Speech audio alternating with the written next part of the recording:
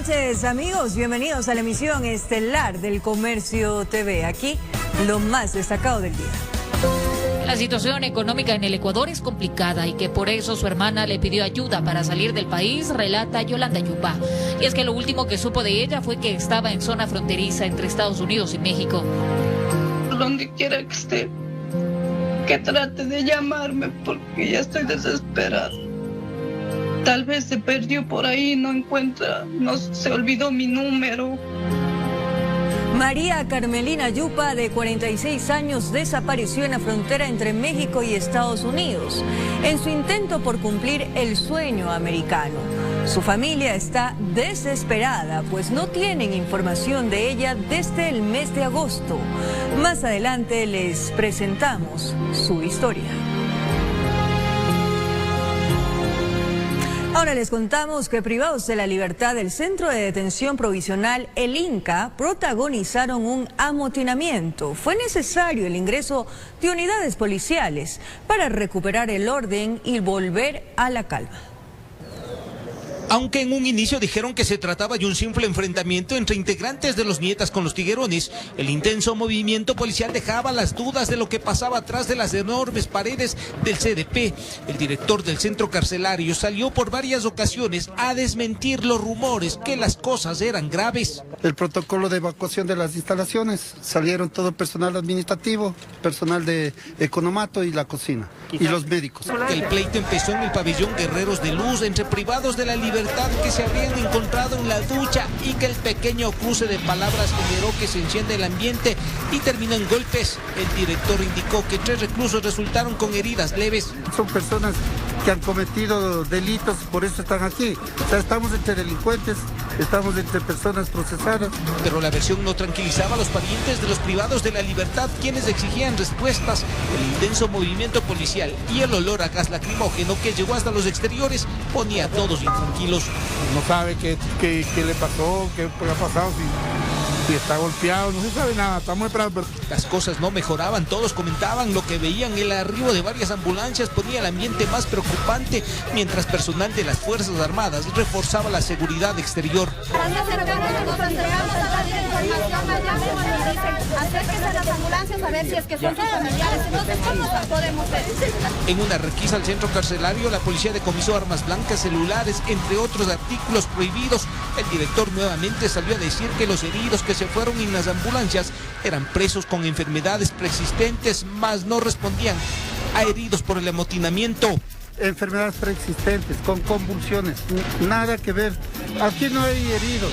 Que todo responde a la sobrepoblación carcelaria, que la cárcel número 1 de Quito tiene capacidad para albergar a 750 personas y al día de hoy están 1.200 privados de la libertad, casi el doble de lo permitido.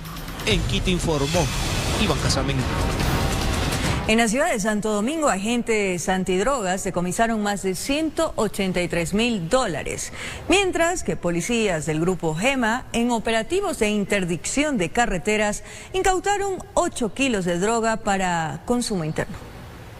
Al parecer, el modus operandi de los correos humanos sería utilizar buses de transporte interprovincial para movilizar pequeñas cantidades de drogas que buscan camuflar como encomiendas en el control fijo de Baeza. En un bus que tenía la ruta Sacha-Santo Domingo de los Áchilas, uno de los pasajeros guardó en la bodega un saco de yute que aparentemente llevaba yuca y verde, pero en la mitad 5 envolturas que contenían clorhidrato de cocaína. Acatando las disposiciones gubernamentales del estado de excepción, pues hemos logrado importantes incautaciones de droga. De Tulcán a Santo Domingo, mediante información de inteligencia en la provincia Sáchila, agentes antinarcóticos lograron identificar un vehículo con 2 ocupantes que llevaban en la cajuela $183.110 americanos, 1.107 billetes de 20 y 96 de $10. El dinero resultante iba a ser utilizado en actividades ilícitas que están aún por determinarse.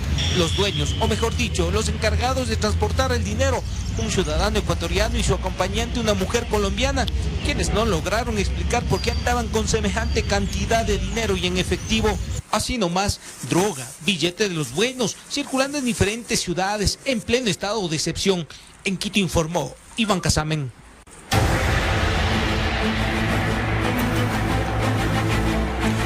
La policía halló el vehículo donde se movilizaban los sicarios que asesinaron al velocista Alex Quiñones y el cantante de música urbana Christopher Arcaya. Los uniformados ejecutaron una serie de allanamientos relacionados al caso. La Policía Nacional busca despejar todas las interrogantes que tenemos los ecuatorianos por el crimen del velocista Alex Quiñones y el cantante urbano Christopher Arcaya. Por ahora se conoce que el deportista salió de su casa a las 7 de la noche del pasado viernes a comprar comida y que se encontró con un grupo conformado entre amigos y conocidos. Con ellos conversó por alrededor de 2 horas hasta que las cámaras de seguridad captaron los momentos en que con 9 disparos asesinaron al atleta de 32 años y con 15 tiros al músico de 24. Este último tenía afinidad con la banda delictiva de los Tiguerones. Aquí somos los tiguerones, así mismo como los raneaste por ahí. Y procesos investigativos por tenencia de armas de fuego. Nosotros tenemos pistola. La prefecta del Guayas, Susana González, reveló que el occiso fue servidor público. Hace algunos meses y era obrero, cuando fue contratado, indistinto a que nada no lo podía ser contratado si hubiera tenido antecedentes penales, porque así lo reza la Constitución. Sí, era obrero y estaba con permiso médico reportado desde Salud Ocupacional. El gobernador del Guayas, Pablo Arosemena, informó que aún no hay detenidos por el crimen, pero sí los primeros resultados. Se realizaron 6 allanamientos, se avanzó, se consiguió el vehículo, se han hecho los avances que se pueden hacer, pero al ser una investigación que está en curso, no podemos pronunciarnos sobre los detalles. Y fue justamente aquí, en el sector Marfigra del Recreo del Cantón Durán, donde fue hallado el vehículo Kia Sportage blanco. De las primeras investigaciones de la Policía Nacional, se conoce que el vehículo fue robado previamente para cometer el crimen. Los moradores del sector confirman que hubo movimiento inusual entre la madrugada y la mañana del lunes. Yo a las 10 de la mañana que salí a comprar ya vi que estaba acordonado nada más por la policía. ¿Ustedes no se habían percatado de la presencia del carro? No. Mi esposo sí, llegó como 10 para las 8 y mi esposo ya lo había visto el carro ahí. ¿Tal vez vieron a alguien? No. ¿Pero el carro blanco? Ya había entrado como 3 veces en la madrugada ya. Ya había entrado. ¿Dónde entró el carro? Ahí, justo ahí donde está el charco de agua. Ahí estaba, con las luces apagadas, todo. El vehículo fue trasladado hasta los patios de la Policía Judicial y como parte del proceso investigativo por el crimen, debe pasar por un peritaje de criminalística, en el cual, entre otros indicios, buscarán huellas dactilares de los criminales. Informó Maite Morán. Los 3 cuerpos que se extrajeron del Chimborazo tras una avalancha fueron trasladados a la morgue, mientras que 3 sandinistas más siguen desaparecidos. Las tareas de búsqueda se han suspendido. En caravana, con balizas encendidas, llegaban hasta la morgue de Riobamba los rescatistas con los 3 cuerpos sin vida de Gregory Coro de 15 años, Clever Gualaviza de 39 años y Vanessa Villalba de 32 años de edad, quienes fallecieron tras la avalancha ocurrida la mañana del sábado en el volcán Chimborazo. Recuperar, hicimos el trabajo técnico. En el primer refugio se nos brindó un espacio adecuado para poder hacer el tratamiento externo de cadáveres y de igual manera pues el traslado acá hacia la morgue del cementerio general. Antes de las declaraciones, los uniformados impedían que la prensa realice su trabajo. Lastimosamente, no hubo una comunicación efectiva por parte de las autoridades. Es que las primeras versiones se dio luego de 14 horas del suceso. A mí no me llamaron definitivamente por parte de ninguna de las autoridades. Sin embargo, conocimos de manera extraoficial y inmediatamente coordinamos las acciones en lo que corresponde a Fiscalía, porque la Fiscalía tiene que hacer 2 actos fundamentales. El uno es el levantamiento del cadáver, el otro es la identificación del cadáver y posteriormente la autopsia.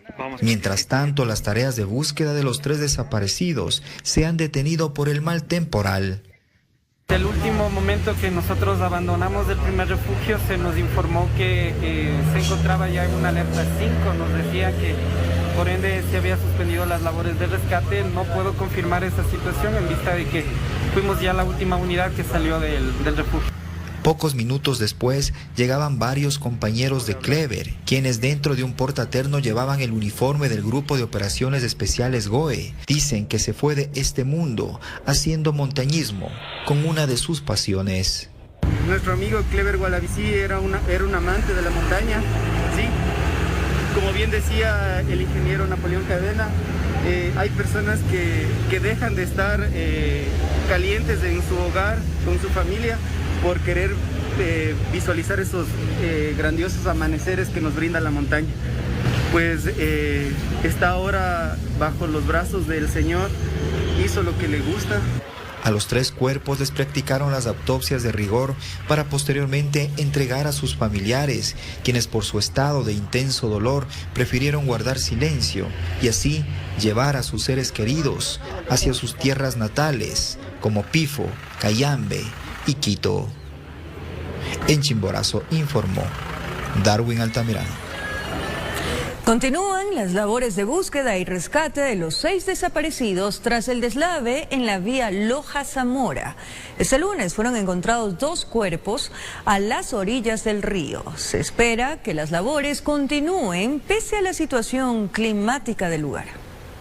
Después de 3 días de búsqueda por parte de los diferentes organismos de socorro, en donde 6 personas se encontraban desaparecidas, las autoridades han podido localizar los cuerpos de 2 personas. Uno sería Hugo Quevedo y Silvana Sánchez.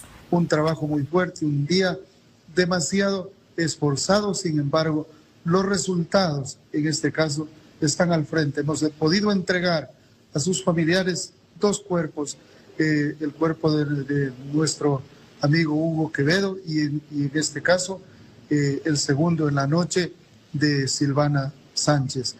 Y continúan la búsqueda de las personas desaparecidas en la vía Loja-Zamora tras el deslave ocurrido el día viernes. Las labores de rescate y búsqueda se dan en todo el sector, que por el temporal invernal se ha complicado en la vía Loja-Zamora. El territorio, los que estamos inmersos en las técnicas de rescate, está demasiado peligroso. El territorio nos encontramos, como manifesté, con peñascos, remolinos, coladeros, etc. Mientras tanto, familiares esperan queden con los desaparecidos.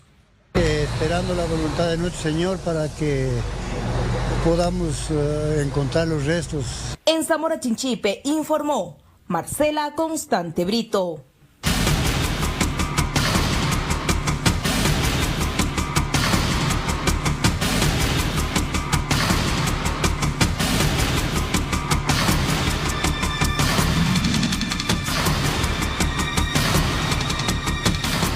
Organizaciones sociales ratificaron movilizaciones a nivel nacional para este día martes, como rechazo tras el incremento y congelamiento del precio de los combustibles. No se descarta que la medida se pueda extender algunos días. ¡Viva la unidad! No hay marcha atrás. Organizaciones sociales, indígenas y sindicalistas ratifican movilizaciones a nivel nacional para este martes 26 de octubre. Jornadas que iniciarán a partir de las 6 de la mañana en las provincias. Los trabajadores, luego de cumplir con sus labores, se integrarán a la misma a partir de las 16 horas en las diferentes provincias. Va a depender mucho si el día de mañana, con los compañeros en territorio, deciden sostener los siguientes días, entonces será con la gente, no bajo mandato de los dirigentes. Leonidas, vicepresidente de la Confederación de Nacionalidades Indígenas del Ecuador, CONAIE, muestra su predisposición para establecer el diálogo con el Ejecutivo, pero esta vez pone otras condiciones. Se congele en $1.50 el diésel y en $2 máximo la gasolina. Y en ese sentido también, que de manera inmediata se puede trabajar en las mesas técnicas. Lógicamente, si vamos a pasar como política de país de subsidios de manera general a subsidios de manera focalizada. Insisten en la revisión de créditos impagos en el sistema financiero, regulación del bajo precio de algunos productos, actividad minera y reformas laborales. Descartan que el sector indígena esté dividido, pero hablan de aplicar sanciones a dirigentes de Pachacuti que mantuvieron acercamientos con el régimen en días pasados. No se reconoce el supuesto acuerdo llegado sobre el congelamiento de los combustibles. Van a ser aplicados un debido proceso en los siguientes días. Corrección, lo que significa la aplicación de la justicia indígena. Y seguidamente habrá resoluciones mucho más fuertes que en este momento no está decidido aún. Ambiente previo al anuncio de medidas de hecho, informó Héctor Romero. Frente al anuncio de movilizaciones, el presidente de la República, Guillermo Lasso, señaló que tienen listo un dispositivo en el que participarán la policía y militares para evitar el cierre de las vías. Recalcan que la obstaculización es un delito. Al parecer el gobierno nacional no quiere que le cojan descuidado y tiene listo el dispositivo que aplicará para enfrentar algún tipo de acto violento que se pueda desarrollar en las protestas de este 26 de octubre y que esté fuera del marco de lo que establece la ley. Vamos a desarrollar todo un dispositivo para evitar el cierre de vías, para que impere la ley, porque el cierre de vías y el obstáculo al libre tránsito de personas y mercaderías está prohibido en la ley. Y por supuesto con la fuerza pública, con la Policía Nacional, vamos a imponer el orden. El presidente de la República, Guillermo Lasso, dejando abierta la puerta de Carondelet para dialogar con quienes estén dispuestos a hacerlo. La violencia, la arrogancia, la prepotencia de quemar un edificio público, de secuestrar policías y periodistas, de agredir a la capital, no es el camino para lograr la prosperidad. Ese solo es el camino de los violentos, anarquistas. Los uniformados saben que otro octubre como el del 2019 no se puede repetir. Aquí el Estado está para garantizar los derechos de todos los ecuatorianos y no permitir que ningún grupo violento altere la paz. ¿Cómo se ha desplegado el operativo, ministro? Siempre será pacífico y como dijo el señor presidente, el diálogo, los brazos están abiertos, pero tampoco podemos permitir que pequeños grupos obstaculicen la vida de los ecuatorianos. Luis Hernández, ministro de Defensa, pidió tranquilidad a la ciudadanía ya que la libre circulación está garantizada, acotando que los violentos tendrán que enfrentar a la ley. Informó Héctor Romero. Buses urbanos de la capital suspenderán actividades de 5 a 9 de la mañana de este día martes, como medida de protesta para que el presidente Lasso acepte una reunión con el gremio. Por otro lado, taxistas, transporte escolar y otras modalidades anunciaron que no se plegarán a las movilizaciones. Los representantes del transporte urbano de Quito anunciaron que paralizarán sus actividades este martes de 5 a 9 de la mañana. El transporte urbano de la ciudad de Quito saldrá a laborar a partir de las 9 de la mañana con la finalidad de que haya una sensibilización en el gobierno nacional para que acepte a que nos mantenga una reunión de trabajo y se pueda demostrarse él en estado de excepción, nos dé la tarifa que nosotros necesitamos. No necesitamos ninguna configuración de exoneraciones, eso no es conveniente para el transporte, sino definitivamente una tarifa técnica. Mientras tanto, los representantes del transporte turístico, comercial pesado, taxis, escolares y de otras modalidades de Pichincha mantuvieron una reunión para decidir si participarán en las movilizaciones convocadas por organizaciones sociales y sindicales para este martes 26 de octubre en contra del congelamiento del precio de los combustibles por parte del gobierno. No participaremos en las movilizaciones, nosotros vamos a continuar en los diálogos a fin de poder llegar a conclusiones reales. Carlos Brunis, presidente de la Federación de Transporte Terrestre de Pichincha, indicó que por el momento optan por el diálogo. Sostiene que la situación es difícil y lo urgente es la toma de medidas y decisiones que ayuden a salir del bache. Por ello solicitan una reunión con el presidente Guillermo Lasso en la cual se puedan discutir las compensaciones. Pues de su lado se tiene claro lo que requieren para contrastar el costo en el que quedó tanto el diésel como la gasolina extra. Sobre el cruce del IVA en la canasta de repuestos y en todos los insumos que utilizamos para nuestras operaciones. exoneración de vehículos, partiendo de la base que necesitan renovar sus unidades. Además de ello, lo que les preocupa es cuánto tiempo tomará la entrada en vigencia de las compensaciones. Señalan que debían anunciarse a la par del congelamiento del precio de los combustibles. En este marco, Luis Pachala, secretario de Pueblos y Nacionalidades, quien mantiene diálogos con organizaciones de agricultores, otro sector preocupado por el costo de los combustibles, indica en qué tiempo se definirían las compensaciones. El presidente pues se va a sentar con todos los que quieran sentarse para buscar las medidas de compensaciones agrícolas, las medidas de compensación a los transportistas, las medidas de compensación a los comerciantes, las medidas de compensación al Ecuador entero. Esto esperamos de que en cuanto a las compensaciones salgan lo más pronto posible. Con la realización de Adriana Rojas, informó Ismenia Solórzano.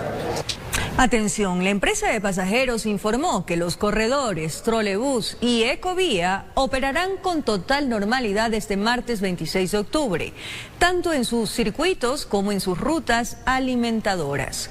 Un contingente de agentes de control en las unidades de transporte garantizará la seguridad de los usuarios. Adicionalmente, se optimizará la flota para contar con un número mayor de unidades por la alta demanda de los usuarios que se pueda generar frente al anuncio de movilizaciones de las unidades convencionales. El gobierno acordó que el Movimiento Nacional Campesino administre los silos de la unidad de almacenamiento a partir del próximo 2022, por lo que los campesinos no se plegarán a las movilizaciones anunciadas por la CONAIE y el FUT. La intensa campaña desde el día de hoy. El gobierno desactiva otro frente a través de un acuerdo con el Movimiento Nacional Campesino. Desde 2022 se harán cargo de los silos de la Unidad Nacional de Almacenamiento, hoy en liquidación. Tratamos de volverlas más operativas para que a través de acuerdos de comodato dárselos a los agricultores. Poder guardar y poder comercializar la gramínea de los productores principalmente de Guayas y la provincia de Los Ríos. No solo eso, la organización de ferias libres para evitar la intermediación, así como la creación de 500 biofábricas de fertilizantes orgánicos para bajar costos en un 50%. Se compromete también a crear una brigada campesina en el país para acompañar a los gobernadores e intendentes al control de precios. Frente a ello y la convocatoria de la CONAIE junto al Frente Unitario de Trabajadores para este martes 26. Del litoral, nadie se mueve, dicen. Hoy creemos que el diálogo es el camino. Esperamos que a corto plazo se comiencen a resolver los problemas más álgidos que tenemos. Y a propósito de la unidad de almacenamiento, el acuerdo incluye otra gestión del gobierno para la exportación. La semana pasada exportamos a Guatemala. Esta semana tal vez salgan 25.000 toneladas métricas. Estamos trabajando en los acuerdos con Colombia. La firma se estampó en el tercer piso del edificio del gobierno zonal, lejos de cualquier conflicto. Informó Jorge Escobar. Gracias por seguir en nuestra sintonía y como lo anunciamos, una ecuatoriana de Chimborazo desapareció en el desierto en su intento por llegar a los Estados Unidos. Lo último que se supo de ella fue el pasado 17 de agosto. Su hermana, también migrante ilegal, le ayudó en esta travesía sin saber que todo se convertiría en una pesadilla. La situación económica en el Ecuador es complicada y que por eso su hermana le pidió ayuda para salir del país, relata Yolanda Yupa. Y es que lo último que supo de ella fue que estaba en zona fronteriza entre Estados Unidos y México. En el país del norte se iban a encontrar, pero de eso han transcurrido 2 meses. El pasado 17 de agosto le perdieron el rastro. Donde quiera que esté, que trate de llamarme porque ya estoy desesperada. Tal vez se perdió por ahí, no encuentra, no se olvidó mi número. María Carmelina Yupa tomó la decisión a sus 46 años de abandonar el país. Ella era conserje esporádica en Chunchi, Chimborazo. Y comenta a su hermana que también viajó en su calidad de ilegal a los Estados Unidos. Desde hace 5 años su situación migratoria no ha cambiado. Estaba consciente de los riesgos, pero jamás se imaginó este sufrimiento. Yo también vine a sí mismo y yo sé que riesgo se corre. Pero a veces usted sabe que Ecuador está muy bajo y a veces no hay ni para para comer, no hay para pagar la renta. El viaje estaba pactado por la ruta mexicana Quito-Panamá, Distrito Federal, Piedras Negras, en el estado mexicano de Coahuila. Salió del país el 17 de julio. Estuvo un mes en unas bodegas hasta que la situación se enfríe porque había bastante control migratorio en la zona. Del Coyote no saben nada. Yolanda se contactó con él a través de unas amigas. Le solicitó el viaje. $16,000 estaban pactados, 9,000 cancelados y 7,000 que se iban a cancelar cuando este se concrete. Pero nunca pasó. Estaba en Piedras Negras y dijo que el 17 de agosto me dijo que van a hacer cruzar la frontera y que van a hacer caminar 4 noches a 5 noches, pero que ya cuando sale a San Antonio, Texas, me va a llamar, pero no me llamó. En lo que va del año, la organización 1-800 Migrante ha reportado públicamente 23 casos de migrantes ecuatorianos desaparecidos en la frontera entre México y Estados Unidos. Se trabaja, hay trabajo, hay dinero, pero se viene mucho arriesgando la vida y dejando un dolor a la familia en Ecuador. Informó Marilyn Jaramillo. El Departamento de Justicia y Vigilancia clausuró el edificio del Colegio de Médicos del Guayas e impuso una multa por el evento masivo llevado a cabo en el lugar. Esa entidad se manifestó al respecto. Se trató de una fiesta, la cual se llevó a cabo en el complejo del Colegio de Médicos del Guayas. En el lugar aún quedaban rastros del evento, que ahí se dio durante el fin de semana, esto en el norte de Guayaquil. Generó acciones por parte de las autoridades municipales, que aseguraban que pese a que los casos de COVID-19 han descendido en el cantón, aún está prohibido hacer este tipo de festejos. Clausura que se va a mantener y que se impondrá la máxima sanción que prevé la ordenanza para estos casos, que es de 7 salarios básicos unificados que tendrá que pagar el representante o responsable de lo que ocurrió el día de ayer. Y que esto debe ser asumido por la entidad que se dio el espacio para que se realice el evento. Ellos debieron haber precavido a quién se le iba a alquilar y para qué se iba a alquilar. Este tipo de eventos masivos no están permitidos en la ciudad. ¿Cuántas personas más o menos estaban en este evento? Del reporte que tenemos en la policía y del parte, aproximadamente pasan de 400 personas. De su parte, los representantes del Colegio de Médicos del Guayas se expresaron, asegurando que el espacio fue alquilado. Nosotros hemos rentado a una persona a la cual hemos visto no tiene antecedentes de ninguna especie. Se rentan las instalaciones que nosotros poseemos, siempre indicando y fomentando que se debe tener el cuidado, especialmente en esta época de pandemia. Y que las sanciones que deben asumir ahora no tienen que correr por parte de la entidad. Es responsabilidad absoluta de la persona que alquiló y rentó el complejo deportivo del Colegio Médico del Guayas. Tendrá que responder de esta manera, incluso nosotros procederemos a hacer incluso uso de las garantías correspondientes. Informó Julio César Saona. El COE Nacional emitió recomendaciones a los municipios para el feriado por el Día de los Difuntos y la Independencia de Cuenca. La meta es que la ciudadanía respete las medidas de bioseguridad y que los GATS establezcan normativas para evitar aglomeraciones en cementerios y lugares públicos. Se acerca el feriado por Semana Santa, serán 5 días de descanso. Es por ello que desde el COE Nacional, en sesión permanente de este lunes, se decidió exhortar a los 221 cantones del país a elaborar y aplicar un plan operativo en los cementerios y campos santos de sus jurisdicciones por el Día de los Difuntos.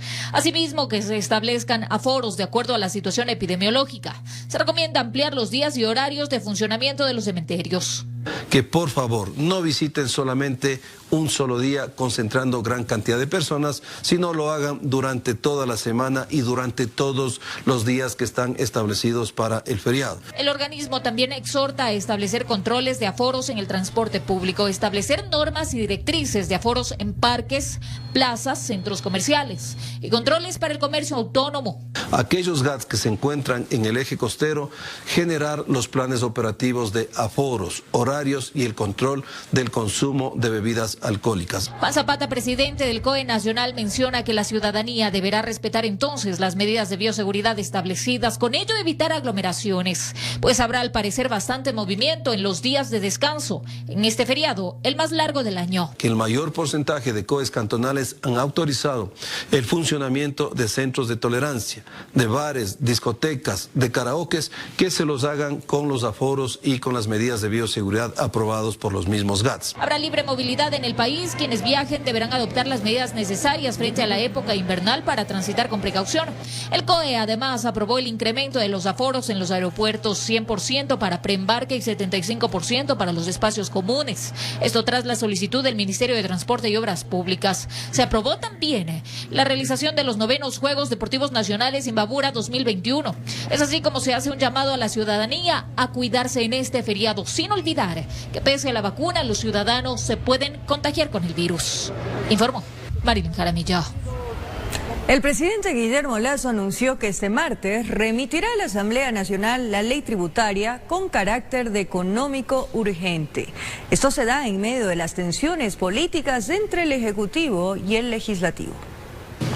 El presidente de la República, Guillermo Lasso, anunció que remitirá este martes a la Asamblea Nacional la ley tributaria de carácter económico urgente. Mañana en la tarde, al final de la tarde, enviaremos el proyecto de ley a la Asamblea Nacional. El jefe de la bancada oficialista, Juan Fernando Flores, explicó a grosso modo los cambios que se han realizado a esta propuesta normativa. Principalmente es que en lo que corresponde a quienes obtuvieron más durante la pandemia, son quienes tendrán que aportar mucho más en este caso, y que lo que correspondía a la aportación que tenían que hacer en sentido individual cada uno de los ciudadanos, más bien se revisó la tabla, se redujo para que realmente no haya una afectación directa. Esto representaría aproximadamente lo siguiente. Son más o menos unas 1.200 empresas las que tendrán que generar un proceso de aportación mayor en diferentes rubros. Ahí va a depender directamente de lo que tengan como patrimonio.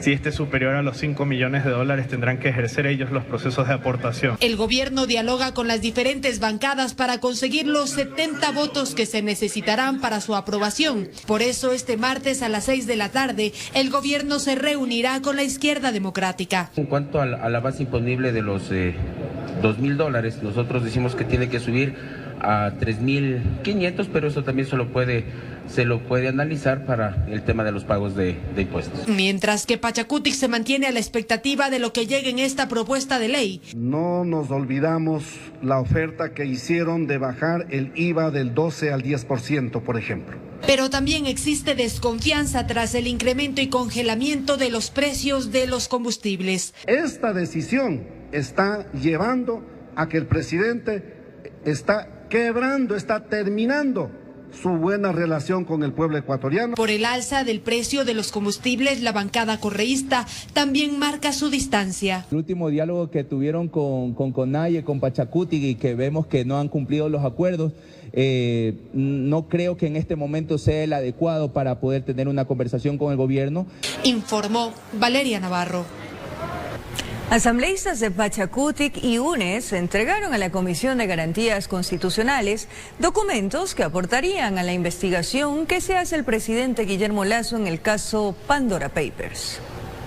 Los legisladores Mónica Pazmiño del bloque correísta UNES y Salvador Quispe de Pachacutic, cada uno por su lado, entregaron a la Comisión de Garantías Constitucionales de la Asamblea Nacional documentación que presuntamente aportaría con mayor información a la investigación que se realiza al presidente Guillermo Lasso con el caso Pandora Papers.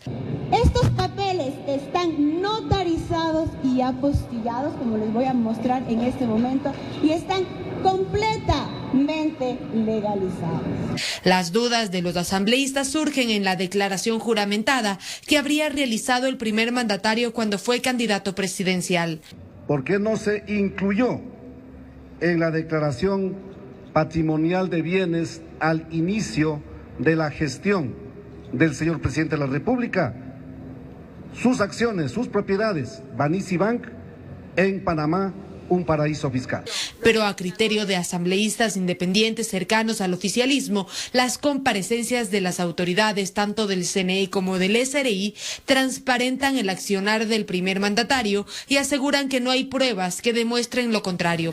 Hasta aquí este momento, créanme que no se ha investigado nada. Creo que, sinceramente, esto es desviar la opinión pública, es causar daño a una persona que recién está apenas 5 meses en el poder, más bien hay que darle garantía a través de la Asamblea Nacional. Que esto es un tema de persecución hacia el presidente y que claramente no se ha podido demostrar lo que ellos pretenden investigar, porque esto ya el presidente lo ha indicado, le ha dado la cara al país, ha respondido y el CNE y el Tribunal Contencioso Electoral en su momento ya trataron este tema.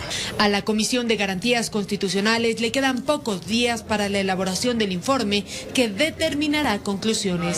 Informó Valeria Navarro.